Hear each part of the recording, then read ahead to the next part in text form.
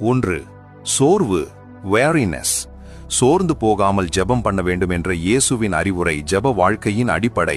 பிசாசின் ஆயுதமான சோர்வுக்கு இடமளிப்பது ஆபத்து காலத்தில் நாம் பலவீனமடைய வழிவகுக்கும். 2. வீண் பேச்சு, vain talk. வீணாக பேசி காலத்தை கழிப்பது தேவனோடு செலவிட வேண்டிய அரிய நேரத்தை இழக்கச் செய்கிறது. 3. தூக்கம், ஸ்லீப். ஜெபிக்க வேண்டிய முக்கியமான வேளையில் தூங்குவது விழிப்புணர்வின்மைக்கு அடையாளம். கெத்செமனே தோட்டத்தில் சீஷர்கள் தூங்கினார்கள். விழித்திருந்து ஜெபம் செய்யாத போது நாம் சோதனைக்கு உள்ளாகிறோம். 4. உலக கவலை, worldly anxiety. உலக கவலைகள் நமது இருதயத்தை ஒடுக்கும்.